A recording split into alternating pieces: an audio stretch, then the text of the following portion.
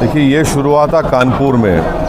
वहाँ के शायद ADGP एडिशनल DGP ने कहा कि कोई नया पोस्टर नहीं लगा सकते। तो उसके बाद हमने सोशल मीडिया पर कहा कि हम इस बात को मानते हैं कि मोहम्मद सल्लल्लाहु अलैहि वसल्लम से हम मोहब्बत करते हैं। हर मुसलमान मोहम्मद सल्लल्लाहु अलैहि वसल्लम से मोहब्बत करता है, इसलिए कि उसके ईमान का हिस्सा है। अगर हम मुसलमान हैं और अगर हम अल्लाह को जानते हैं तो वो मोहम्मद सल्लल्लाहु अलैहि वसल्लम ने हमको सिखाया है कि अल्लाह है जो ज़मीन व आसमान का खालिक है, तुम इसकी इबादत करो, किसी और की मत करो।